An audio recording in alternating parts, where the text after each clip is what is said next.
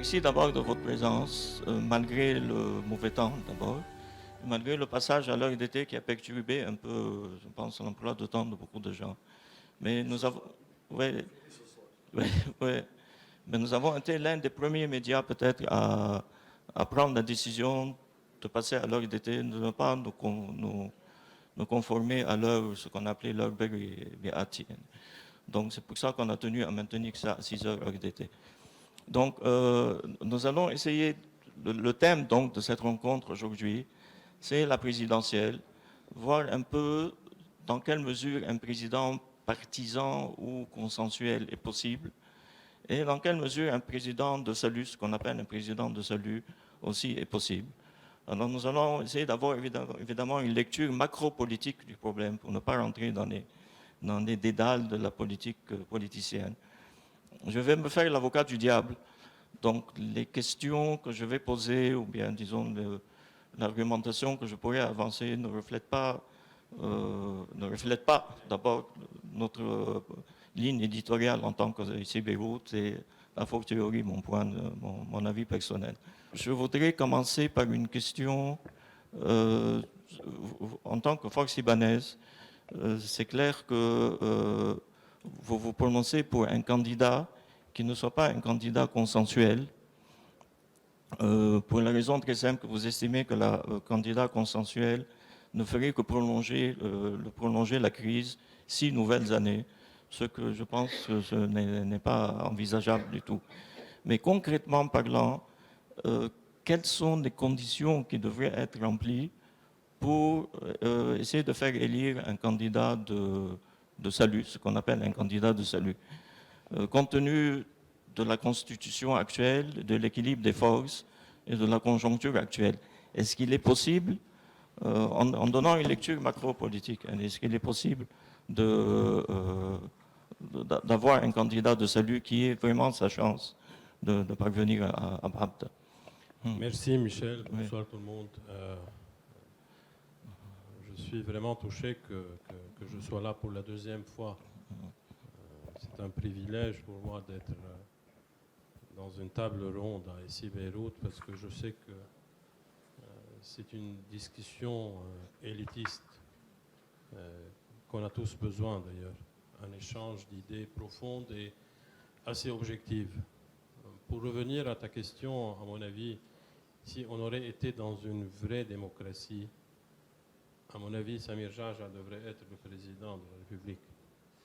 Parce que c'est le chef de la majorité parlementaire. Donc, comme dans toute autre démocratie, il n'y aurait pas des obstacles à ce que le chef ou le président de cette majorité parlementaire puisse accéder à la présidence. Mais bon, on sait très bien nos limites, on sait très bien la conjoncture interne et externe. Il fallait aller au plan B. Donc, ce n'est pas Samir Jaja qui se présente, mais c'est un autre qu'on doit supporter, qu'on doit assister pour accéder au soutenir plutôt, pas oui. supporter. Oui. Oui. Ouais, ça vient juste. Mais qui est donc des valeurs et des critères et un profil qui est le nôtre et qui est celui de la majorité des Libanais qui, à notre avis, veulent une souveraineté, veulent des réformes vraiment définitives qui puissent finir une période de décennies de corruption d'une élite politique qui n'a fait que ruiner et détruire les piliers des institutions libanaises. On voit maintenant qu'on n'a pas un gouvernement, on a un parlement explosé, fragmenté, qui lui aussi actuellement ne peut ni légiférer ni surveiller le gouvernement. Donc il n'exerce pratiquement aucune fonction parlementaire. Un président de salut qui puisse être un président qui ne gère pas une crise, mais qui finit une crise, qui donne des solutions à une crise, qui n'arrondit pas les angles, qui n'est pas incolore, inodore, sans saveur. Et à mon avis, ce n'est pas trop demandé. Après tant de crises, après cette crise actuelle qu'on passe toujours, ce n'est pas trop demandé de réclamer un président qui a un programme, qui a un profil et qui a du moins des valeurs républicaines auxquelles on aspire. Donc, jusqu'à maintenant, on tient le combat. L'équilibre de force n'est plus celui de 2016, et ça, je le souligne fortement. C'est plus Michel Aoun qui détient la majorité chrétienne. C'est plus les Iraniens qui ont un blanc-seing pour faire ce qu'ils veulent au Liban. Il n'y a plus cette procuration pour le Hezbollah de détenir, si je peux dire, toutes les décisions stratégiques du Liban. On voit maintenant, à mon avis, une période transitoire qui est guidée par deux grands combats, par deux grands équilibres, si je peux dire aussi. Celui interne entre les forces souverainistes et les forces de la Momenaa, et à l'extérieur entre le camp saoudien et le camp iranien. Il faut attendre, à mon avis, 2-3 mois, parce que notre lecture en tant que force libanaise au dernier accord irano-saoudien, il n'y aurait pas de répercussions immédiates sur le dossier libanais. À notre avis, c'est un accord qui a été conclu essentiellement pour le Yémen. Il faut attendre ce qui va se passer au Yémen. S'il y aurait un succès, peut-être qu'il y aurait d'autres dossiers qui vont s'ouvrir, dont notamment le Liban. Donc, vous voulez dire que si on attend 2-3 mois, la conjoncture pourrait être favorable à l'élection d'un candidat de salut, c'est ça? On pourrait attendre, parce que la crise économique qui est le plus grand problème actuel. Est-ce qu'on peut attendre 2-3 mois, justement? Sinon on aurait certainement résisté, faire face à toutes les intimidations de la Momenaa et du bloc de 8 mars, mais exactement, c'est la crise économique, surtout au niveau du peuple qu'on représente, qui nous fait souffrir et nous fait subir un grand fardeau. C'est là, il faut tenir le coup au milieu. Justement, à ce sujet, il y a beaucoup de partis, beaucoup de personnalités qui disent que entre un président de consensus qui ne ferait que prolonger la crise et l'ajournement de l'élection présidentielle, il y a des gens qui disent qu'on ajourne l'élection présidentielle, mais à condition qu'on organise les régions non soumises au Hezbollah, ce que certains appellent les régions libres, mais qu'on organise une sorte de résistance, disons, pour faire face justement à cette crise, à la crise socio-économique, qu'on organise la région libérée, disons, au libre, sur tous les plans, comme ce qui a été fait au début de la guerre, dans l'attente d'une conjoncture qui puisse favoriser l'élection d'un candidat de salut. Est-ce que cette option est envisagée et est-ce qu'elle est envisageable dans l'absolu du point de vue des forces libanaises? De libérer tout le Liban et non pas uniquement des régions précises, parce que tout le Liban et tout le peuple libanais méritent d'avoir un régime qui puisse être un régime bien fondé sur des valeurs démocratiques constitutionnelles qui sont les nôtres. Tous les scénarios, à mon avis, sont envisageables. Donc ce scénario, est-ce qu'il est applicable? D'une décentralisation que j'ai débattue il y a quelques mois Ouais. ici même. À notre avis, c'est pas un tabou. Ça a été décidé aux accords de Taïf, et je sais très bien que Cheikh Boutros est en position de nous dire ce qui a été décidé dans ce sens-là, parce que pour le président Berré, la décentralisation est uniquement administrative. C'est son interprétation à lui, et il ne veut pas entendre de notre volet de cette décentralisation. À notre avis, une décentralisation sans une certaine autonomie financière au niveau des collectivités territoriales, ça n'a pas de sens et aucune chance de survie.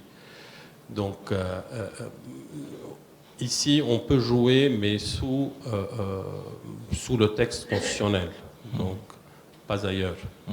Ça, c'est un. Deux, à notre avis, il y a surtout une crise de régime. Il faut admettre que le régime libanais de 1920, qui a été renouvelé en 1990, est en état de blocage final. Et là, il faut songer non pas au président, mais quelle république pour quel président. Et si je veux être honnête, Michel, dans notre entourage, et le plus étroit, on se pose des questions. Pourquoi cet acharnement d'avoir un président pour une république qu'on ne veut plus, pour des institutions qui sont vraiment banales, pour une classe politique qui, avec toutes les manipulations qu'on a pu faire dans les régimes électoraux, c'est presque la même. Ou maintenant pire. Donc c'est là la question. Non pas quel président, mais quel régime. Alors là, je voudrais rebondir sur cette dernière idée, cher votre Sahab. Tout le monde sait que vous avez été l'un des principaux ténors parlementaires au cours de la crise libanaise. Alors justement, est-ce que, pour revenir un peu au président, est-ce que la crise actuelle, de ce qu'on a subi en 2016, le blocage 2016, le blocage actuel, est due à une crise de système, justement, à une crise de système, ou bien est-ce qu'il y a certaines clauses de la Constitution qui pourraient être amendées pour que l'élection du président d'abord, et pour que sa fonction et son rôle soient plus rationnels, disons. Donc, est-ce qu'il s'agit d'une crise de système carrément, comme a dit M. Hayes depuis 1920, peut-être qu'on a fait fausse route? Est-ce qu'il s'agit d'une crise de système ou bien une crise technique, disons en guillemets, sur le mécanisme d'élection et de prise de fonction du président de la République, d'après votre expérience parlementaire? Et vous avez été, je pense, plus d'une fois candidat à la présidence, donc vous avez vécu un peu Tout d'abord, je remercie pour la convocation et pour l'invitation à participer à ce débat intéressant avec mon cher ami Georges. Ensuite, j'ai une réserve à faire sur le titre de la convocation. Président partisan ou de salut. On dirait que la question est en train de dire indirectement qu'il n'y a pas un président qui soit partisan et qui ne soit pas de salut. Un président partisan ne peut pas être de salut. Ça, d'après moi, c'est faux.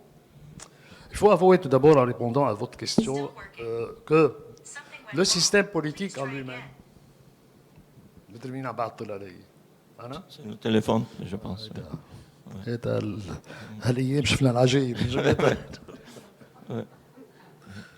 Il faut avouer que notre système politique n'a jamais été pratiqué, exercé, respecté. Ce n'est pas parce que ce système a des défauts et à cause de ça qu'on n'arrive pas à élire un président. C'est parce que les gens qui font de la politique se sont référés à la force militaire pour imposer aux autres Libanais des choix qu'ils ne veulent pas. Ce n'est pas le système qui empêche à ce que le député se réunisse, comme il le faisait dans le temps, et à élire un président avec une différence d'une voix, comme ça s'est passé au temps de Slimane Frangi et de Les Sarkis. Ça n'existe plus. Pourquoi?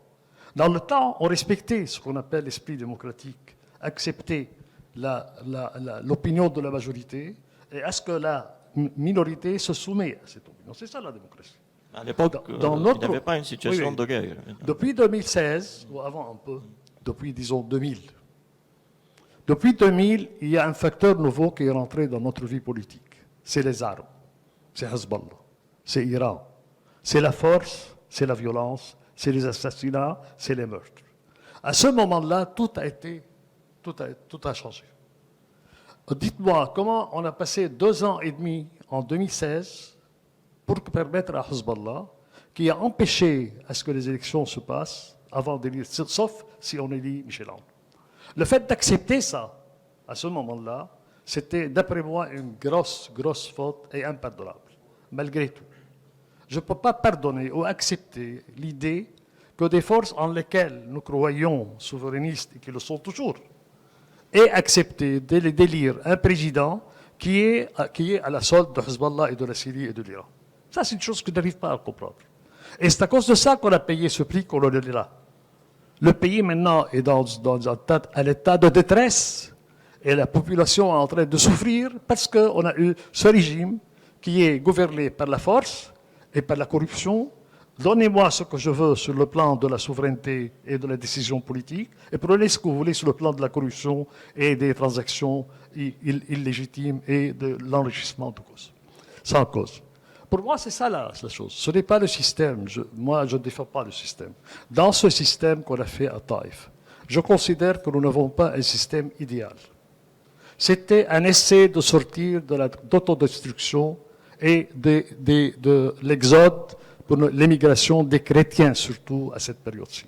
Michel Aoun avait un rêve, et il a voulu avoir exécuté ce rêve par n'importe quel prix. Au prix de détruire le pays, il l'a fait d'ailleurs après. C'est pour cela que je considère que ce Taïf, ce code de Taïf, qui a été fait dans des circonstances dramatiques, et j'assure que si ce Taïf n'a pas été fait dans ces circonstances, il aurait été mieux fait. Mais c'était le seul moyen d'arrêter la guerre et la destruction. Le seul. Il n'y avait pas d'autre. C'était le seul moyen de revenir au pays, d'arrêter les batailles, les combats, la destruction, et de se mettre autour d'une table en donnant les armes à l'État. C'était ça l'accord. Dites-moi, cet accord n'a pas été exécuté. Parce qu'au moment où les États-Unis d'Amérique, avec le monde occidental, je me permets de le dire parce que j'ai mes données, ont donné de nouveau à la Syrie le pouvoir de contrôler le Liban.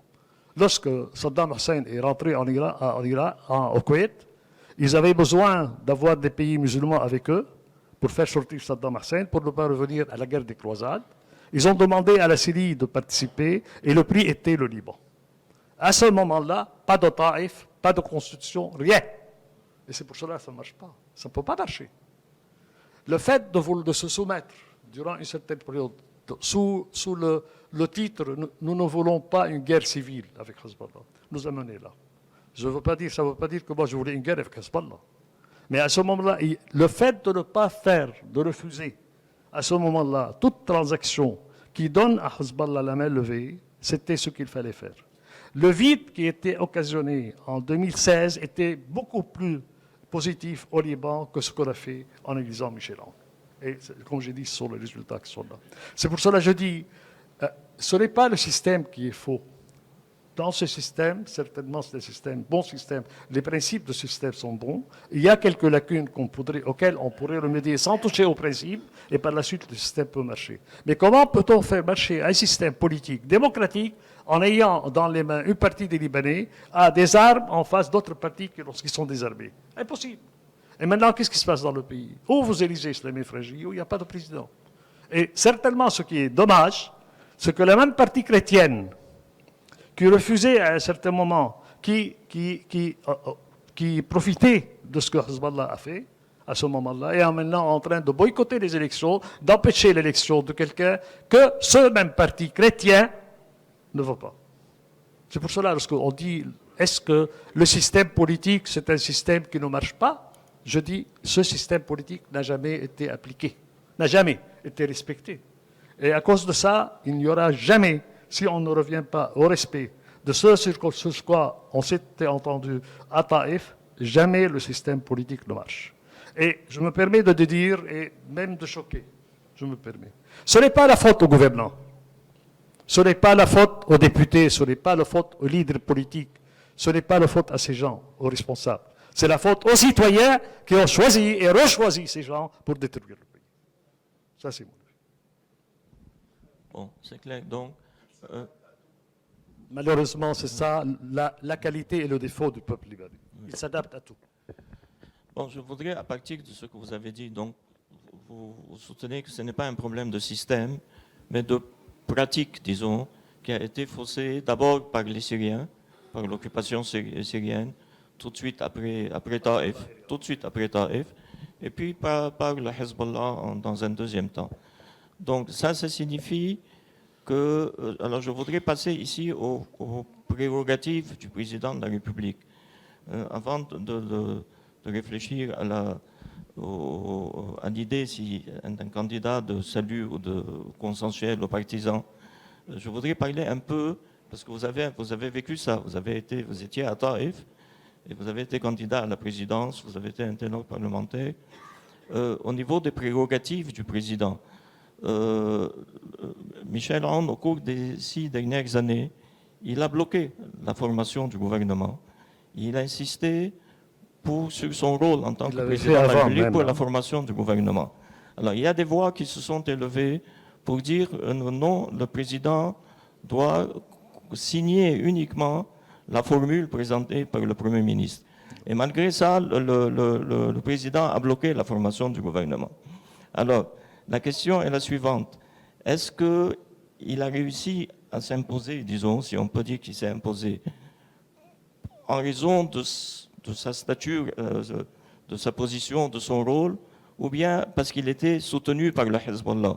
C'est-à-dire, s'il n'avait pas le soutien d'un parti comme le Hezbollah, est-ce qu'il aurait pu vraiment lui dire, en définitive, la décision finale me revient au niveau de la formation du gouvernement? C'est-à-dire, est-ce qu'il aurait été contraint de signer uniquement la formule que lui aurait présentée le Premier ministre?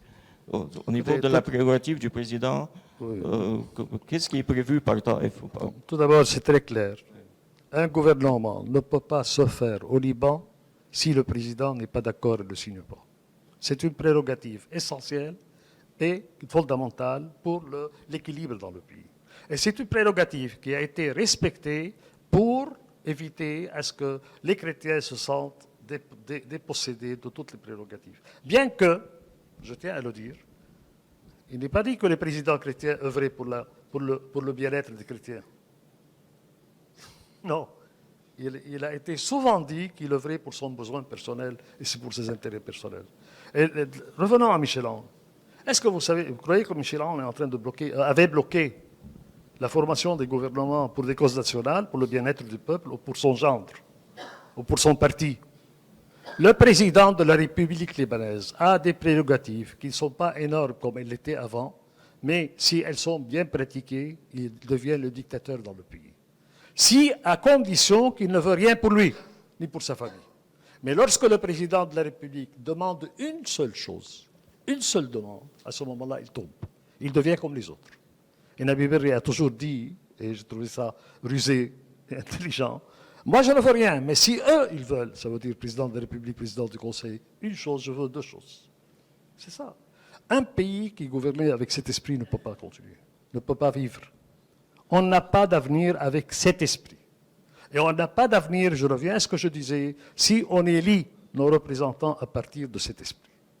Et moi, j'ai une expérience constitutionnelle en tant que député, en tant que candidat à la députation, en tant que candidat à la présidence de la République. J'ai vécu tout ça, je connais en détail, et j'ai eu l'expérience en détail de ce que je dis. Je ne dis pas des choses théoriques, je dis des choses que j'ai vécues personnellement et desquelles je souffre. Parce que lorsque je vois combien on a fait, combien on a sacrifié, combien on a travaillé pour le bien du pays, et on voit le pays là où il était maintenant, croyez-moi, je souffre. Et je souffre beaucoup. Oui.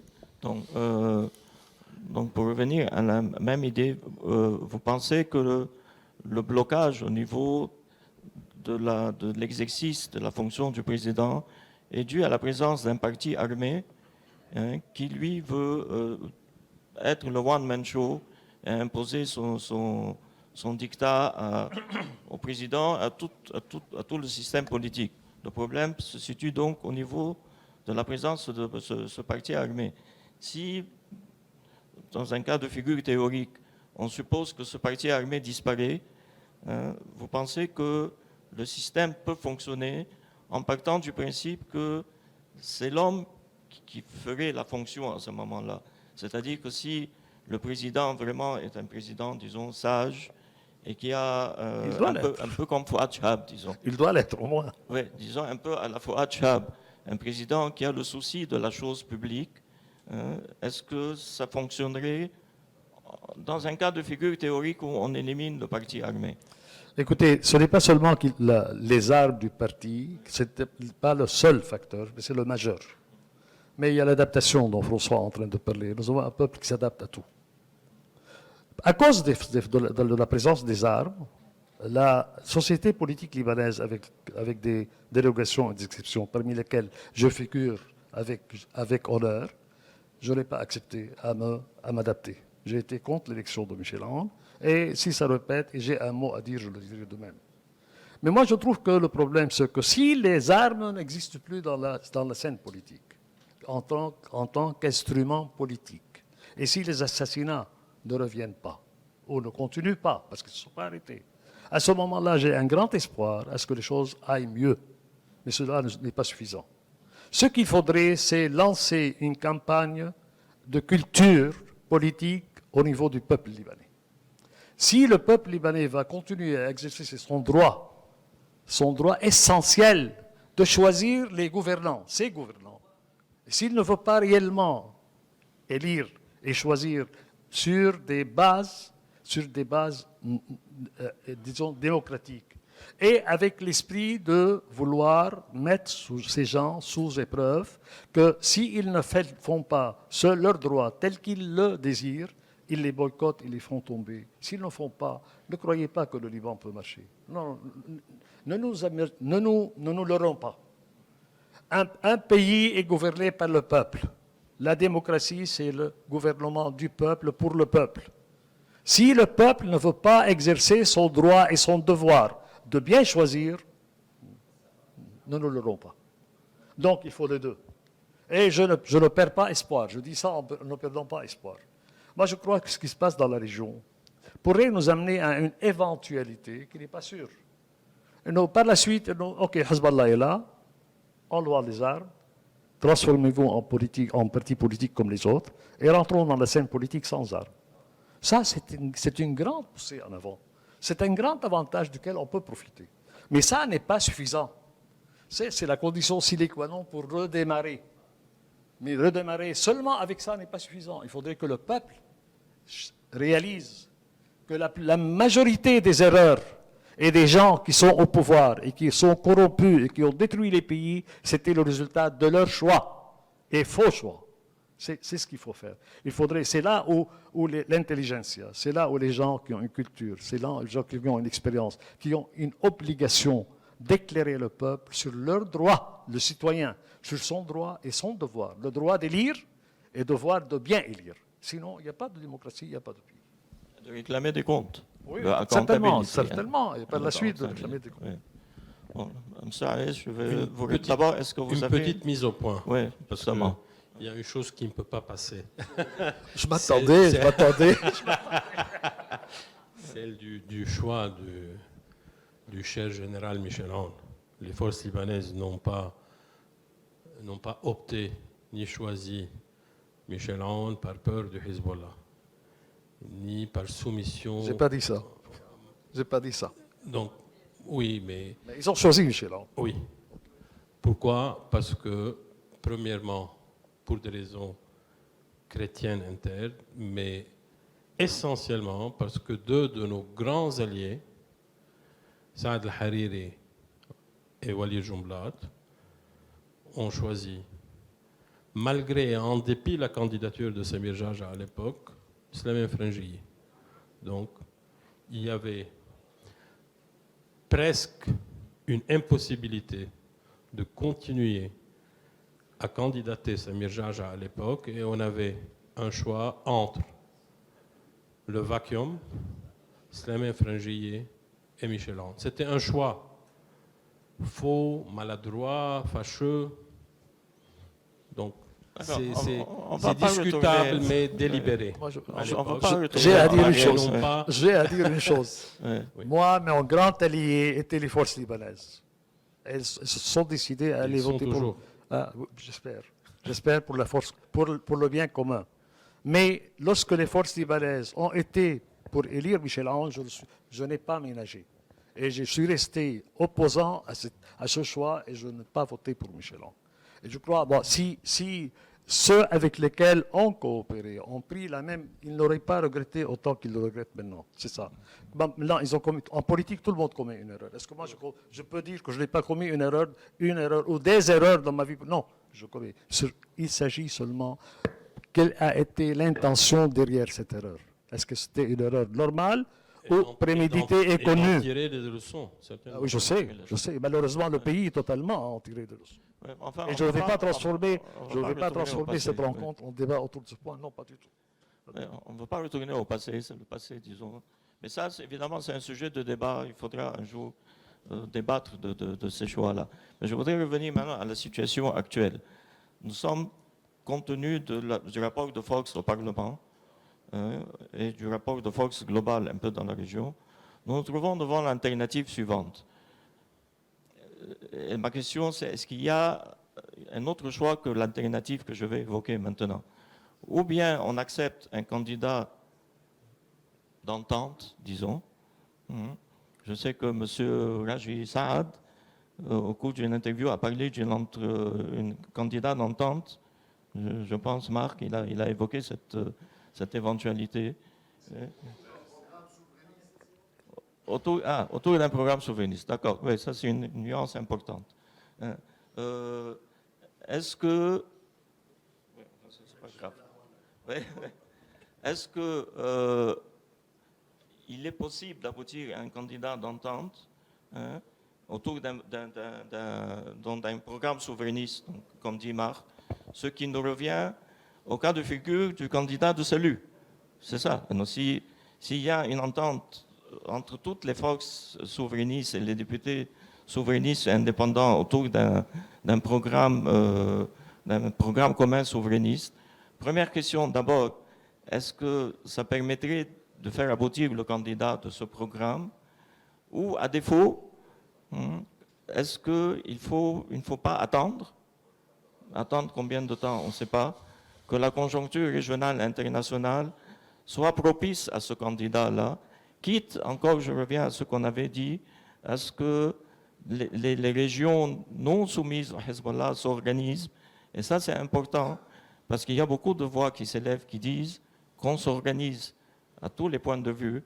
À Ashrafi, il y a eu une petite expérience sur le plan sécuritaire, mais il y a beaucoup de voix qui disent qu'on s'organise dans les régions non soumises au Hezbollah, sur tous les plans, en attendant qu'on puisse faire élire un candidat autour de ce programme souverainiste, disons. Donc, est-ce que vous pensez qu'elle est... Est-ce que l'alternative... Ouais. Tu insistes à ce que je déclare le Liban libre ce soir même? Non, non, Non, non, on a un choix, il faut savoir... Non, pas du tout, Michel. On n'est pas actuellement dans un état d'attente. On n'est pas passif. Justement, beaucoup de gens reprochent aux forces libanaises qu'elles sont passives. On n'est pas passif, ni nous, ni toutes les autres factions de l'opposition souverainiste. Donc, on est en train d'essayer de libaniser la présidence. On essaie de faire rassembler les députés de la Révolution, les députés de Jumblat, Force libanaise, Kataeb, Michel Mawad. Donc, dès le premier jour, on n'a pas été passif. On a donc débattu plusieurs noms. On a vu que Michel Mawad pourrait être un dénominateur commun entre un corps solide de cette opposition, on a présenté sa candidature et donc on a voté pour Michel Mawad pendant 11 sessions de vote de présidence. Et pendant tout ce temps, pendant tout ce parcours, on n'a pas cessé à dire à tous les autres députés de l'opposition, si vous avez un autre nom, autre que Michel Mawad, qui puisse avoir les mêmes qualités, les mêmes critères politiques de Michel Mawad, et qui puisse arriver au seuil de 55, 60, 65 députés avec les sunnites, on n'est pas contre. Donc là, on est dans le sommet de la parabole dans les négociations avec les autres factions. À mon avis, durant ces 2, 3 ou 4 semaines à venir, on pourrait avoir une idée claire, une vision claire. C'est ou bien l'opposition libanaise puisse avoir un candidat qui pourrait avoir 65 votes, et là, tout le schéma politique va chambarder, parce qu'on aurait à ce moment-là un président de la République en attente, en sursis, et le blocage de Hezbollah et consorts serait beaucoup plus visible, beaucoup plus audacieux, et on pourrait dire à l'opinion publique interne et internationale, voilà, c'est eux qui bloquent, et là c'est clair que le Hezbollah ne veut pas un président de la République. Donc on essaye toujours à rendre les chances d'un président made in Lebanon toujours possibles. Mais si je peux revenir au sujet sur lequel Cheikh Boutros a fait, le plus grand facteur de perturbation actuellement au Liban, c'est les armes de Hezbollah, certainement.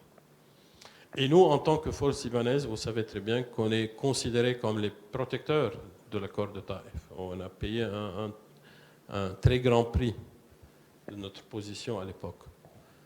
Mais il faut admettre quand même que même si on arrive un de ces jours à désarmer le Hezbollah et à rendre un équilibre et une égalité entre tous les Libanais, il faut songer à des réformes constitutionnelles.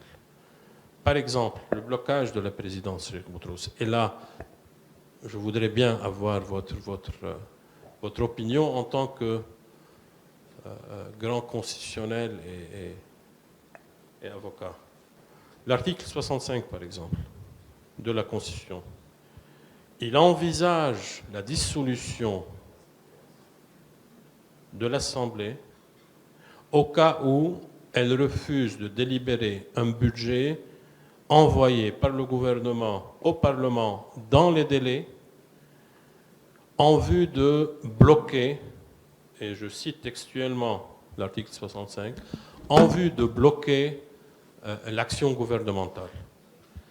À mon avis, la présidence ou bien l'élection présidentielle est un acte parlementaire beaucoup plus important que le budget. Voilà.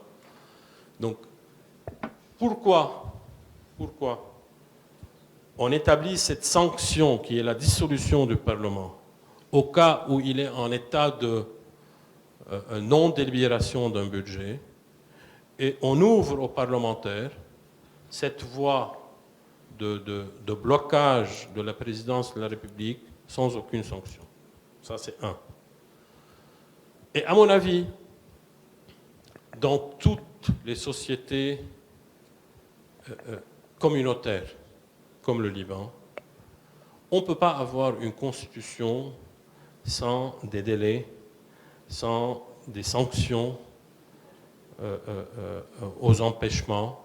Sinon, on aurait un droit de veto tacite pour chaque communauté et on entrerait dans un cercle vicieux qui ne pourrait être résolu que par la force et par la violence, et que quelqu'un rompe l'équilibre et le salut interne. Oui. Tout d'abord, Taban, je suis de son avis qu'il faudrait faire des amendements dans la Constitution. Et que la question des délais parallèles entre les délais donnés au président et les délais donnés au ministre, au premier président, au premier ministre, doivent être mises. Mais il y a beaucoup plus que ça. Même pour la signature des décrets de formation du gouvernement? Non. C'est différent. Je suis d'avis que ça soit limité au président de la République, au président du Conseil seulement. Ouais. Non. Mais les délais, formation du cabinet, je vais vous en parler. Ouais. C'est une chose qu'on a discutée longuement. Et ce sont des idées qui émanent un peu de moi, un peu de la nouvelle génération, à travers mon fils Majd avec lequel je dialogue toujours sur les problèmes constitutionnels, qui est avocat. Et on s'est entendu sur une chose, c'est qu'un pays ne peut pas être gouverné s'il n'y a pas de délai pour la formation du gouvernement. Il y a lieu, où il faudrait ajouter à la Constitution, amender la Constitution dans le sens de mettre un délai déterminé pour le président chargé de former le gouvernement, et si ce délai est terminé, il est considéré comme incapable de former le gouvernement. Et dans le cas où il y tient, pour la seconde fois, ça veut dire qu'il a le droit de demander un renouvellement de ces 45 jours. Et dans le cas où il n'arrive pas à s'entendre avec le président, on ne peut pas laisser le pays comme ça. À ce moment-là, il descend au Parlement. Et il propose la formation qu'il a faite au Parlement. S'il a une certaine majorité qualifiée, pas normale, à ce moment-là, ce gouvernement deviendra un gouvernement de droit, et par la suite, il aura à cohabiter avec un président qui n'est pas de son avis. Comme ça existe dans le monde entier. En France, ça existe. On a un régime semi-présidentiel, avec ça, ça existe. Donc, on ne peut pas laisser cette chose à la guise ou à l'humeur de deux personnes qui peuvent ne pas être de bonne intention, comme ça s'est passé plusieurs fois. Et d'ailleurs, lorsqu'on n'a pas parlé de limites et de délais à Taïf, croyez-moi, peut-être je parle d'un autre monde, d'une autre mentalité. On n'a jamais pensé que aux responsables, on doit mettre des termes, des limites, des délais, parce qu'ils sont considérés comme étant responsables du sort de leur peuple et agir en conséquence, ce qui n'a pas été le cas. La présomption, pas seulement de bonne foi, du sentiment national de responsabilité vis-à-vis du peuple libanais. Ce qu'il nous manque, c'est ainsi. Nous ne sentons pas que nos responsables, maintenant, durant cette nouvelle vague, sont tous, avec des exceptions, parce que je ne peux pas me permettre du tout de dire tout le monde, pas du tout. Il y a des exceptions. Nous ne sentons pas que la majorité des responsables prennent en considération l'international, prennent en considération le respect de la volonté des peuples et des citoyens pour pouvoir mener à bon bout. On n'a jamais pensé qu'il faudrait mettre des délais aux ministres pour signer un décret qui a été voté par le Conseil des ministres duquel il fait partie et sans démissionner. Parce que démocratiquement, où il accepte, il sera libre, il démissionne. Mais il ne barre pas, il n'arrête pas. Ça n'a jamais existé dans notre esprit. C'est illogique. C'est illogique et tout d'abord c'est incorrect. Ou tu es dans ce ministère, tu restes. S'il prend le ministère une décision contraire à ton opinion, tu fais ce qu'on appelle tadamon al-wizari, ou tu refuses et tu te présentes ta démission, tu vas à ta maison. Mais tu restes là, tu bloques la décision. Comme je donne un exemple, Rafi al-Hariri. Lorsque Lies Tehraoui, du temps de Lies Tehraoui, a proposé le mariage civil, pas coercitif, le mariage facultatif. Oui. À ce moment-là, le Conseil des ministres a accepté, a voté par la majorité qu'il fallait, les 2/3. Et Rafi al-Hariri a refusé de signer. Par la suite, ça a été bloqué. Ça ne doit plus exister.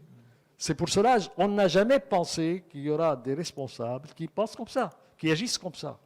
Et par la suite, je me rappelle très bien, et c'est une chose que je considère comme en faveur du pays et de notre système.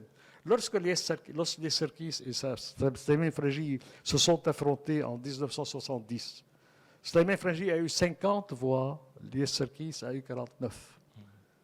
50 voix n'est pas la moitié plus 1. Et avec ça, pour respecter l'esprit du système démocratique, le président de la République a appelé à ce moment-là le président de la Chambre, déclarer Slimane Frangi comme étant élu, bien qu'il ne le voulait pas. Ça, il faut revenir à cet esprit, à des gens à une hauteur de responsabilité tout d'abord, de conscience nationale et de respect de l'intérêt national et des intérêts du citoyen. Et ça n'existe plus, malheureusement.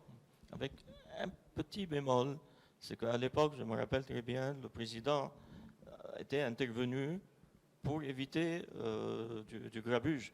Parce que les pour partisans avoir un du président. parti assiégeaient Oh, le Parlement. Ça, ok, ouais. c'est un détail. Mais Non, le résultat, ouais. le résultat. Ouais. Le président de la République, qui voyait ce qui se passait, a téléphoné au président de la Chambre pour lui dire déclarer celui qui a eu la majorité qui est considéré absolu, comme président de la République, afin d'éviter. Pour ce éviter, que vous dites. justement. Mais il lui a dit faites-le.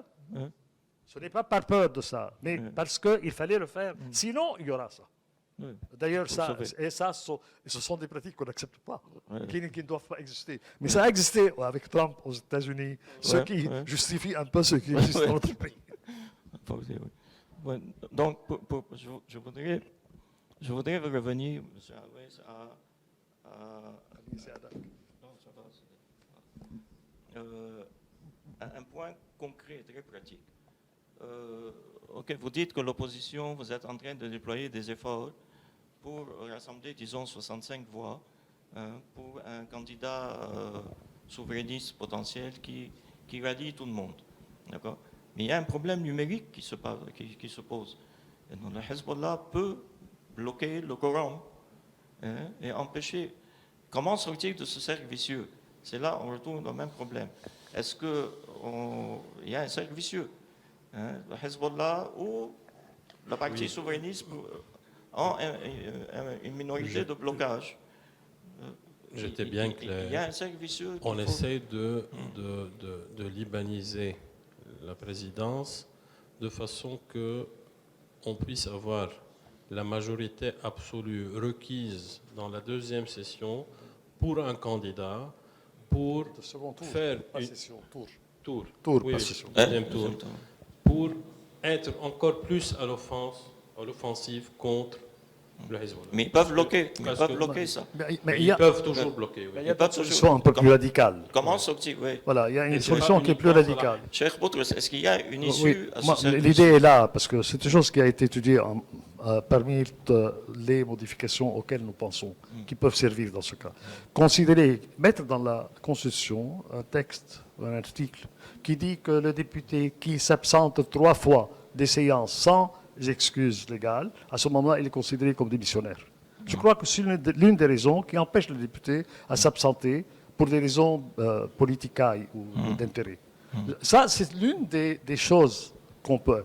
Maintenant, la question du quorum de la séance d'élection présidentielle. Moi, personnellement, je considère qu'il n'y a pas un quorum spécial pour cette séance. Moi, je considère ça. Mais avec tout ça, ce qui a À été adopté... 65, on passe. Il n'y a pas un quorum spécial délimité ou non cité par la Constitution, comme c'est le cas lorsqu'il y a un amendement constitutionnel dans le texte, dans l'article qui parle de l'amendement constitutionnel. La Constitution stipule qu'il faut que le Parlement se réunisse pour discuter de l'amendement d'une Constitution avec les 2 tiers comme quorum. La nécessité d'avoir 2 tiers des députés pour que la séance puisse délibérer sur l'amendement constitutionnel. Ce qui n'a pas été mentionné pour la présidence de la République. Mais ceci dit, il serait peut-être un peu sage de ne pas trop attaquer ça, parce que ça évite des surprises. En ayant, par exemple, 65 députés, une des grandes communautés puisse contrôler et amener le président qu'il veut. C'est pour cela, sur le plan du principe, moi je considère qu'il n'y a pas de quorum, mais je n'en fais pas une bataille.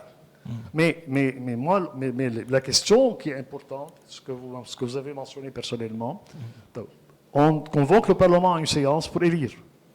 Ils font le premier tour, et à la fin du premier tour, il y a quelques députés sud d'Europe, et le président de la Chambre dit il n'y a plus quorum, ça veut dire il n'y a plus 85, 86 députés, et par la suite, on lève la séance, et avant d'enlever, on clôture la séance. On le clôture, pour qu'on commence après, à la nouvelle séance à laquelle il va convoquer, qu'on débute avec le premier scrutin. Ce n'est pas vrai, et c'est anticonstitutionnel. Le second tour, c'est un second tour. Il doit se faire durant la même séance, et même si on l'ajoute, il doit être considéré comme étant le second tour qui permet l'élection d'un président à 65 députés, pas plus. Un autre jour, C'est-à-dire si la séance Si elle est ajournée, à un autre oui, oui, jour, oui. vous considérez que c'est la même Ah, séance? oui, oui, c'est Oui. un second tour. Ce n'est Oui. pas une séance, ce n'est pas le premier tour. On a fait le premier tour. On ne l'a pas effacé, m'a amené le delete. On l'a fait. Donc, au second tour. Et ça, ce qu'on met comme dérogation à la Constitution et comme breaching, en anglais, la Constitution. Voilà, si le président de la Chambre considère le second tour comme étant un second tour, à ce moment-là, le problème serait résolu. Mais il refuse. Il est en train de fermer le Mahdar, le procès du gouvernement, et par la suite d'ouvrir un nouveau comme étant le premier tour de nouveau. Et ce n'est pas fait, c'est le second tour. Rien dans la Constitution ne va Non, dans il n'est ce pas sens. dit, parce que la Constitution ne rentre pas dans les détails. La Constitution ne prend pas en considération les petits éléments qui n'existent pas normalement dans la pratique des principes constitutionnels dans les pays démocratiques. Non. Mais je suis tout à fait d'accord avec Cheikh Boutros qu'il y a deux perspectives. La perspective constitutionnelle et la perspective politique et d'entente nationale. Côté constitutionnel, il n'y a pas de quorum. Donc, il faut 86 députés, donc les 2/3, pour être élus. Donc, ce n'est pas le quorum, c'est la majorité requise pour être élu au premier tour et la majorité simple au deuxième tour. Le texte est muet concernant le nombre requis des députés qui doivent être présents pendant la session, pendant les tours. Mais avec Cheikh Boutros, on n'est pas, contrairement à Cheikh Sami Jmaïl, qui a dit carrément dans une des sessions, des 11 sessions qui ont précédé, que pour lui, le quorum, c'est 65. Mais il y a un aléa. Je suis tout à fait d'accord. C'est pour cela qu'il y a une nécessité à remanipuler ce texte de la Constitution. À l'éclaircir. À l'éclaircir. Pas à le modifier, à l'éclaircir. À l'éclaircir. Et Parce qui que peut le laissez-moi clexir? vous lire l'article. Et qui peut le clexir? Le Parlement. Et maintenant, il n'est pas qualifié à le faire. Comment traduire le mot LTM? LTM. LTM. ما هي كل القصة إنه M. Berré interprète le mot LTM pendant une seule session. Ouais, la tenue de la session seulement, oui, la réunion en tant que telle. ما بيمشي معك بقصة on ajourne pour un autre jour et ça continue. L'article 75, la Chambre réunie pour élire le président de la République constitue. La Chambre réunie pour élire. Je ne veux pas rentrer dans ce détail parce que je suis contre l'opinion qui est maintenant en vigueur que le Parlement n'a pas le droit de légiférer durant cette période. Mais la Chambre qui est convoquée pour élire un président, cette Chambre, durant cette réunion, n'a pas le droit de légiférer. C'est un corps électoral seulement. Mais s'il est convoqué pour légiférer, pas pour élire un président, moi je d'après moi, il peut. Maintenant, la question se pose, en l'absence d'un président qui a le droit de demander une seconde lecture, en l'absence d'un gouvernement, c'est une grande chose. Mais je parlais, moi, de l'article 77 qui parle de l'amendement de la Constitution. Il parle, 77, la Chambre des députés peut, au cours d'une session ordinaire, et sur la proposition de 10 de ses membres au moins, émettre à la majorité de 2/3 des membres qui la composent légalement, à la majorité des 2/3 qui la composent légalement, une proposition de révision. Donc ici, c'est stipulé qu'il faudrait 2/3 pour pouvoir lorsqu'il s'agit de la présidence, il n'y a pas ça. Donc le quorum est comme le quorum normal. Donc, pour être encore plus clair, parce que c'est une question vraiment délicate, pour les présidences, il faut au premier tour 86 présents et votants, parce que sinon pas présents, on ne peut pas avoir cette majorité qualifiée. Mais pour le deuxième tour, le texte stipule uniquement pour la majorité qu'il doit avoir pour être élu, et non pas présente. Donc Nabih Berré interprète cela avec l'accord, comme il dit, du patriarche maronite, qu'il faut 86 qu'ils soient aussi présents, mais 65 d'entre eux suffisent pour que le président soit élu. Mais ça, c'est une ancienne histoire, oui. Ouais, ouais, Au temps où les forces de 14 mars ouais. avaient proposé deux candidats, Nassib Lahoud, Allah yarhamou, et moi-même. À ce moment-là, moi, je disais, parce que le patriarche disait, il ne faut pas donner l'occasion à une majorité d'une seule religion d'imposer un président aux autres. Évitez ça. Et à ce moment-là, moi, j'ai adopté la position du patriarche et je me suis dit, je n'accepte pas d'être élu avec un quorum, durant la première session, de moins que 2 tiers. Nassib Lahoud, à ce moment-là, l'avait accepté. C'est ça, je me rappelle de ça. Il avait accepté l'idée qu'il peut. Mais moi, pourquoi j'ai refusé? C'est pas seulement parce que je voulais faire plaisir ou adopter l'opinion du patriarche, mais parce que si on avait élu un président à la majorité absolue à ce moment-là, de 65 députés, ce président n'aurait pas pu gouverner, n'aurait pas pu aller à Babda, n'aurait pas pu rien faire, parce qu'il y avait des armes, il y avait une guerre civile dans le pays. Ouais. Donc, j'aboutis à une conclusion ici, que la seule issue, c'est d'aboutir à une entente avec le Hezbollah. Sinon la seule issue, c'est d'aboutir à une entente avec le Hezbollah. Sinon, on reste dans le cercle vicieux. Et voilà. Donc, ça peut durer comme ça. Tenir le coup à Hezbollah. Pardon? L'inciter à se libaniser, attendre la conjoncture régionale, résister au choix de Hezbollah. On le fait maintenant au Parlement. Il y a une nouvelle ambiance au Parlement libanais. C'est la première fois où Nabih Berri n'est pas le grand seigneur et décideur au Parlement. Il y a une certaine dynamique, à mon avis, qui n'est pas constructive, parce que c'est le Parlement le moins productif actuellement jusqu'à maintenant, pendant un an déjà. Mais il y a un certain revirement de la gouvernance du Parlement, de même si on n'est pas présent dans le gouvernement, mais cette opinion publique qui est toujours pressante dans le sens de l'anticorruption, dans le sens de la transparence. On a vu la question de l'aéroport, qu'est-ce qu'elle a fait comme... On avait des centaines de cas pareils dans les années 90 et 2000, et ça passait, ça coulait. Maintenant, il y a cet éveil populaire contre les manœuvres de la classe politique. Il faut miser sur ça.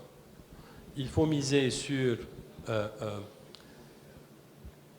une certaine coalition qui est là, le grand, si je peux dire, un malaise qui nous cause le malaise.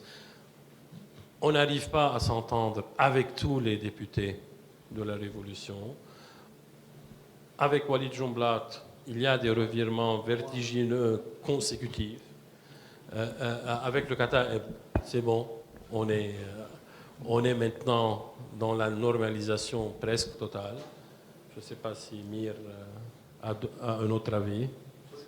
Absolument pas. Donc, on peut faire quelque chose, Michel. Ce n'est pas complètement bloqué. Le Hezbollah ne peut pas, dorénavant, à notre avis, Il peut bloquer. Il peut bloquer, mais il ne peut plus imposer, comme avant. Oui, mais il peut bloquer indéfiniment. Et nous aussi, on Et peut lui- bloquer. Oui, Oui, justement, c'est ça le C'est service. ça un équilibre de blocage. Il n'est pas positif, mais on peut dire, et on a eu le culot de dire au Hezbollah que ce n'est pas toi qui bloques toujours. Si tu insistes à faire parvenir un président du 8 mars, encore une fois, pour 6 ans, qui continue le mandat d'une façon ou d'une autre, Vous bloquez. on est prêt à bloquer. moi je considère que c'est difficile. Tout d'abord, Hezbollah ne va pas maintenant reculer. Hezbollah est en train de compter, comme ça s'est passé en 2016, une surprise pourrait arriver. Et il voit la bonne augure dans la position équivoque de Walid Jumblat, qui était très ferme il y a quelques mois, qu'il ne l'est plus. Il espère en avoir plus. Mais ce qu'il faut faire, c'est que Georges a dit est très juste. L'ambiance du Parlement est changée. Nabi n'a plus la même mise, ou plutôt la possibilité de manipuler une certaine majorité avec les gouvernants. Un. Deux, les données régionales, et je suis désolé de le dire, peuvent éventuellement nous aider à en sortir ou à compliquer la situation. Et malheureusement, ce qui me tient à cœur, ce qui me touche et beaucoup profondément, c'est que toujours le Liban, le sort du Liban et la décision des Libanais est toujours relative à ce que les autres décident pour eux, ou ils adoptent, ou ils attendent à ce que les autres décident. Et ça, c'est très mauvais pour un pays. On ne peut plus attendre à ce que l'Arabie saoudite dise telle chose, ou à ce que l'Iran dise telle chose, ou à ce que les États-Unis disent telle chose. C'est impossible à ce que ce pays continue à survivre si son peuple ne veut plus exercer sa volonté et ses droits. Mais moi, je crois que, comme nous, Hezbollah a les mêmes problèmes. Les problèmes sociaux, économiques, on les a tous. Et par la suite, tout le monde sent que ça ne va pas aller bien si ça va traîner. Hezbollah, dans le temps, la situation était mieux, économiquement et sociale. Deux, ses relations avec l'Iran étaient de loin plus renforcées. L'Iran posait tout dans la balance de Hezbollah. Ce n'est plus le cas. C'est pour cela que je considère que résister à ce que Hezbollah veut, c'est une bonne chose, c'est une très bonne tactique. Mais ne nous leurrons pas. Si nous considérons que nous pouvons élire un président de la République qui vient faire la guerre contre Hezbollah, ou qui vient forcer Hezbollah à remettre ses armes, c'est une grosse erreur. Et je considère une trahison au pays. Parce qu'on ne peut pas prendre les armes de Hezbollah par la force. Hezbollah va soumettre ses armes comme conséquence à une évolution internationale et régionale qui l'oblige à ne plus avoir ses armes, comme ça a obligé dans le temps les forces libanaises et les Kataïb et tout le monde à remettre ses armes au pays. Lorsque ces conditions arrivent, ça arrivera. Mais entre-temps, notre peuple est en train de souffrir. Et notre situation économique se détériorise de plus en plus. Il n'y a pas d'espoir dans les conditions actuelles à ce qu'on voit un éclairci. Ce qu'il faudrait maintenant, c'est savoir si on peut obliger Hezbollah à accepter un président qui ne vient pas déclarer la guerre, mais qui a des principes, qui a des positions de principe, que cette situation, nous ne l'acceptons pas et nous allons essayer de la régler, pas par la force, par le dialogue. C'est la seule chose. En attendant de jours meilleurs et un changement international qui pourrait permettre à ce moment-là à trancher ce problème. Mais il faut sauver le pays de la dérive, c'est tout. Justement, avec quelque chose à dire à ce sujet, j'ai une question pour concrétiser ce que Cheikh Boutros vient de dire. À notre avis, si on veut être vraiment dans les limites de l'acceptable, un président de la République sans une intention bien manifeste pour faire une réforme totale dans le secteur public, l'administration, l'indépendance de la justice, tout ça, c'est des sujets auxquels on n'a pas recours aux armes de Hezbollah pour avoir la permission de Hezbollah pour le faire. Un. Deux, les ressources pétrolières, qu'elles soient vraiment gouvernées et surveillées et distribuées et mises dans un fonds à la norvégienne ou je ne sais pas. Et trois, les frontières. Les frontières. Gardons les frontières. Cessons d'être un acrostate. Cessons de nuire aux relations libano-saoudiennes du point de vue commerce. Donc ça, c'est des choix qu'un président puisse avoir sans, comme a dit Cheikh Boutros, déclarer la guerre contre le Hezbollah. Tout à fait. Donc ça, je pense que ce sera ma dernière... La même gaffe que Michel Aoun avait fait contre les forces libanaises. Les forces libanaises étaient entre le peuple, parmi le peuple. Comment faire une guerre et réussir une guerre contre le peuple? C'est la même chose avec Hezbollah. Hezbollah est parmi le peuple. Comment faire une guerre avec ce peuple? C'est comme ça, il faut éviter ça. Il faut trouver d'autres solutions. Alors, ma dernière question avant de donner la parole un peu au public. On peut déduire... Hein? On a oublié cette partie. Oui, tout de suite. la dernière question. Donc, ce que je pourrais conclure, c'est qu'il y a une possibilité de trouver un candidat qui ait suffisamment d'expérience, qui ait suffisamment de maturité, qui n'est pas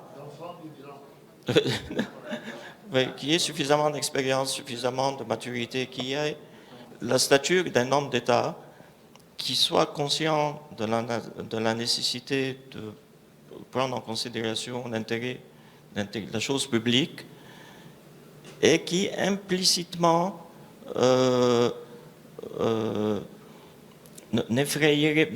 pourrait pas effrayer le Hezbollah sans pour autant qu'il y ait un accord explicite entre ce candidat et le Hezbollah. Il peut y avoir un candidat qui pourrait inspirer confiance, disons, un peu au Hezbollah, sans nécessairement qu'il y ait un accord, hein, une entente avec le Hezbollah. Hein. Ça correspond à votre profil. D'accord? Ça correspond à votre profil.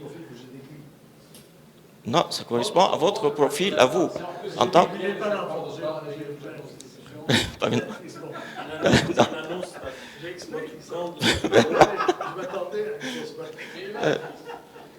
Non.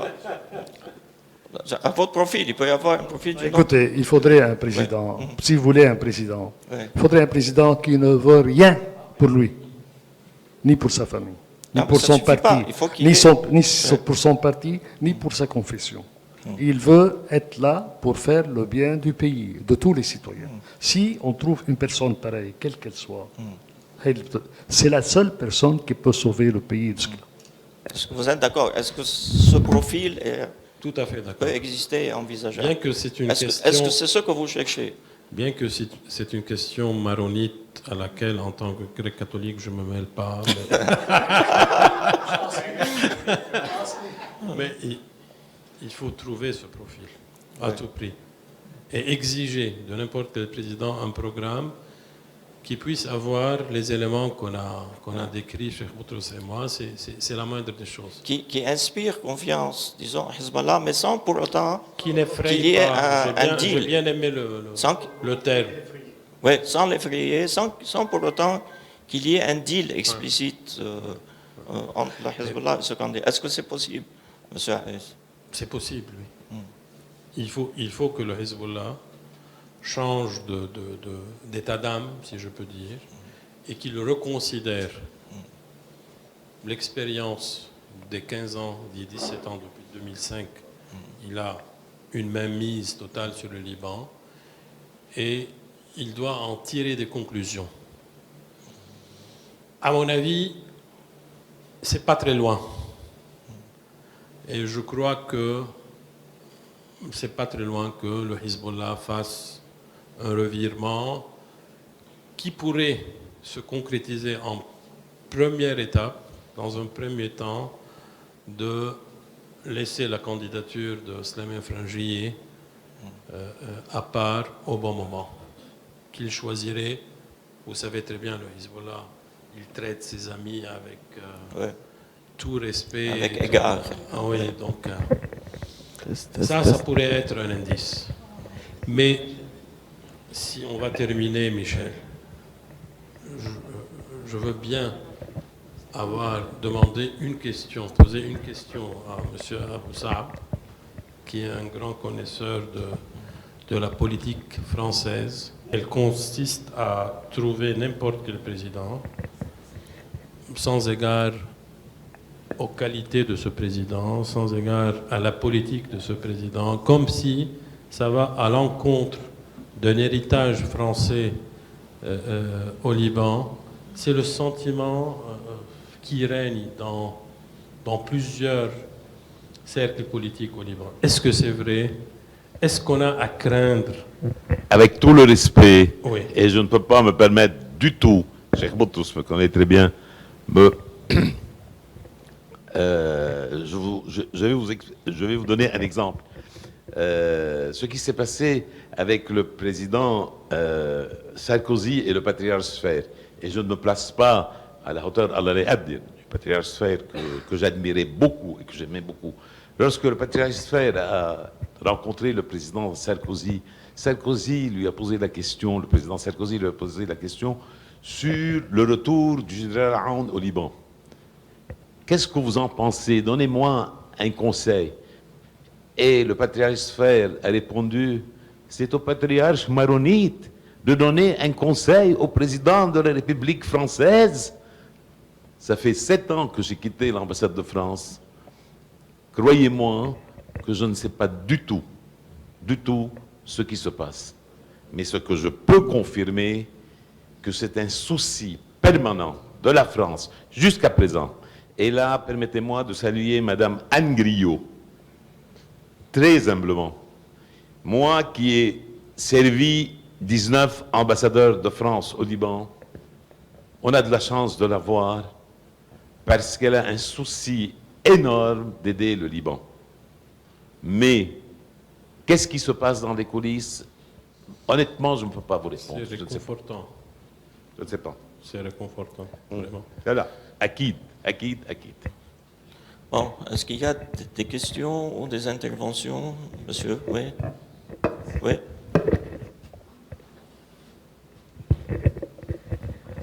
Je crois que vous avez magistralement analysé la culture politique du pays. Vous avez également analysé l'attitude des citoyens. Mais je crois que la crise est ailleurs. Le Liban de 1920 a eu une mission. C'est d'être à l'interface entre un Occident qui avait besoin d'énergie et un Moyen-Orient qui en avait. Et ce Moyen-Orient qui en avait ne parlait pas le langage de cet Occident. Et le Liban a été amené à être cette interface. Et il a brillamment joué le jeu jusqu'à ce qu'en 1975, on lui dise « mission accomplie, c'est terminé ». Et malheureusement, ça a été dit violemment. Et ça a été dit avec une ingratitude incroyable. Bon, nous avons eu 15 ans de guerre pendant lesquels notre pays a été utilisé comme pôle de fixation de tous les problèmes de la région. C'est une politique américaine qui a passé de pays en pays, la Corée, le Vietnam, le Liban, la Yougoslavie, l'Ukraine. Bon. Et à un moment donné, comme on a allumé, on a éteint. Parce que nous, les Libanais, nous sommes un comburant parfait. Bon. Et quand on a éteint, on a eu une chance carabinée de pouvoir reconstruire notre pays.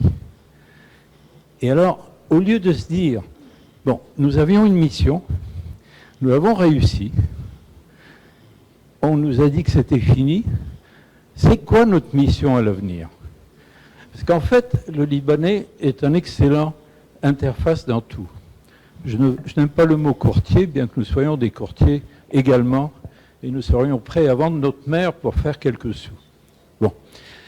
Ça n'a pas été le cas de ceux qui ont pris en charge le pays.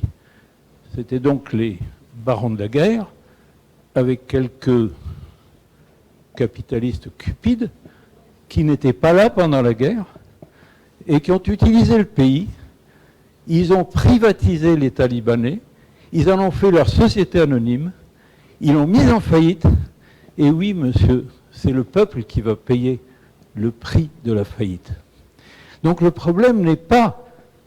Vous avez magistralement analysé la situation du sujet de ce soir, mais le problème n'est pas là. Le problème, c'est quoi notre mission? Et alors, parmi nous, il s'est trouvé une fraction. Est-ce qu'elle s'est vendue? Est-ce qu'elle s'est... je ne pourrais le dire, mais nous critiquons tous le Hezbollah. Nous souffrons énormément de la déviation culturelle du Hezbollah en fonction de ce que le Liban se trouve. Mais, excusez-moi, c'est la seule fraction libanaise qui a une vision, qui a un plan, qui a des projets. Et quand je regarde, je suis de la sale race des Maronites, quand je regarde ma communauté, ce qu'elle a fait, que ce soit le clergé, qui a malheureusement, qui est sorti totalement de la chose, ou que ce soit les hommes politiques maronites, eh bien, nous n'avons pas de vision. Moi, j'ai servi à Abqaiq pendant 32 ans, et j'ai demandé s'il y avait une vision. J'ai toujours eu pas de réponse. Est-ce qu'il y a un projet? J'ai toujours eu pas de réponse. Et finalement, on se retrouve dans une situation où vos analyses sont parfaites, mais en fait, il faudrait peut-être définir notre mission, et à partir de cette mission, s'il y en a, peut-être que quelqu'un va vous dire qu'il n'y a plus de mission. Mais moi, je crois qu'il y a des missions. Parce que je vais terminer là-dessus. Exactement, il faut la réinventer. Je vais terminer là-dessus, monsieur. Le Liban n'existe plus, mais les Libanais existent. On a mis fin au Liban en 1975, on l'a utilisé comme une serpillière, nous l'avons maltraité pendant 30 ans de soi-disant reconstruction. Ce Liban n'existe plus. Vous voulez un président, vous en aurez ou vous n'en aurez pas, ce n'est pas là le problème. Le Libanais existe. Lui, il existe et il est brillant partout. Alors, peut-être que la mission serait comment rassembler ces Libanais et non pas les considérer comme des émigrés qui sont très bien là pour nous financer dans notre système de charité. Nous ne sommes plus en voie de développement, nous sommes en voie de charité. Excusez-moi. Ou bien c'est l'inverse. Ou bien c'est l'inverse. Il y a toujours un Liban, mais sans Libanais. Donc, en tant que géographie, le Liban existe toujours, mais sans les Libanais d'antan qui ont fait justement la mission du Liban. Je veux conclure avant de céder la parole. Est-ce qu'il y aurait des questions? Encore une question? Oui. Oui. وبالعربي بالزحلاوي خلصنا من قصة لبنان الرسالة Le Liban message. Oui. خلصنا من قصة لبنان الرسالة خيي هاي الرسالة اللي إلها 100 سنة وبال 2041 رح نعيد ال 200 سنة البيسنتونير دو 1840 عم نتقاتل. طيب سويسرا ما كانت سويسرا وقت كانوا عم بيقتلوا بعضهم. سويسرا صارت سويسرا وقت عملوا صيغة تيتعايشوا مع بعضهم. طيب انه شو هالرسالة اني حاطط كل هالمكونات ببلندر وعم بقول لهم فت اون تيوري اترنال ما بجرب لاقي صيغة أخرى تخليهم مع بعضهم بنفس الإقليم بصيغة حكم أخرى يشع ساعتها من لبنان رسالة جديدة أكثر وضوحا. هيدا اللي أنت بلشت فيه حديثك وترجع تنكزني تقول لي لا بارتي ليبري دو ليبان. نحن بعد عنا أمل إذا قدرنا نحل قصة حزب الله انه يرجع لبنان بس انه خي ما نضل مقفلين على الحلول الاخرى اللي ممكن ما تكون على حساب حدا تكون لمصلحه الكل وكل اللي بدنا اياه نحن انه نلاقي حل لمصلحه الكل بس نطلع من الوضع الحالي. هي Ça va faire l'objet d'un prochain débat, d'une prochaine. Oui. Oui, pardon. Non, mais ça va faire l'objet d'une rencontre spéciale sur ce thème-là. Vous aviez une question? Oui, deux questions. Oui. La première, pour appliquer une culture politique, il faut faire des citoyens. Et pour pouvoir faire des citoyens, il faut commencer par donner l'instruction civique dans les écoles depuis le bas âge jusqu'au terminal. Et naturellement, on adapte l'instruction civique selon les âges et les classes. Deuxième question, pour remonter à 2016, quand les forces libanaises, avec M. Hariri et Jumblat, ont décidé d'élire le général Michel Aoun, c'était pour couper court à un vide présidentiel qui a duré 2 ans et demi. S'ils ne s'étaient pas unis pour élire ce président, donc le vide présidentiel aurait encore perduré. Combien de temps, on ne sait pas. Aujourd'hui, voici 10 ou 11 séances au Parlement qui ont été avortées. 6 mois, nous sommes sans président. 6 mois, nous sommes sans président. et ça peut encore durer 1 an, 2 ans, 3 ans. Quant à la Suisse, parce que je suis suisse par mariage, je parle en connaissance de cause, je vis toujours en Suisse. Les Suisses, c'est vrai, ils se sont battus, mais il y a de cela 8 siècles. Nous sommes en 2023. Nous n'allons pas attendre 8 siècles pour arriver au stade de la Suisse. J'espère pas. Alors, vous voyez un petit peu, c'est... Voilà, ce sont mes... Alors, je voudrais savoir maintenant, justement, si le président Berré appelle à des séances pour une votation, et ça ne se fera pas. Et ça va recommencer, et recommencer, et recommencer. Et nous, où est-ce que nous allons? Elle a répondu, je pense, déjà à cette... Oui, oui. Vous avez entièrement raison concernant l'instruction civique. J'ai été nommé 2 fois ministre de l'Éducation nationale. 2 fois. Et durant les 2 fois, j'ai mené des batailles pour que le Conseil de ministres approuve le projet que j'ai fait pour les réformes scolaires de nos ce qu'on appelle baramij, de nos programmes scolaires, pour inclure de nouveau l'instruction. Et ça n'a pas marché. Pourquoi? Parce que la Syrie ne voulait pas à ce qu'il y ait une instruction nationale et civile au Liban. Ça a échoué en Conseil de ministres. Oui, 2 fois. Et c'est ça, mon travail de base était ça. Et certainement, les PPS, les bassistes, les Amal, Hezbollah et tout le monde étaient contre à ce qu'il y ait un programme dans lequel il y a l'instruction civique et nationale, pour pouvoir créer le bon citoyen qui peut exercer ses prérogatives avec responsabilité et connaissance. Je suis désolé de le dire, mais c'est une expérience que j'ai vécue et m'a coûté trop cher parce que j'ai passé au moins 1 an à réunir des gens de toutes les communautés du pays, des gens de l'éducation. Ils se sont mis d'accord sur un programme en commun, mais les politiciens l'avaient refusé. Et le livre d'histoire? C'est ça l'histoire. Il y a encore. Même instruction civique et histoire. J'ai tenu à vous expliquer ça pour que vous sachiez que des informations. Est-ce qu'il y aurait d'autres questions? Ça va. Il n'y a pas d'autres questions. Donc, je vous remercie d'abord de votre rapport. Et l'un de nos prochains thèmes sera justement peut-être un nouveau système, une nouvelle approche.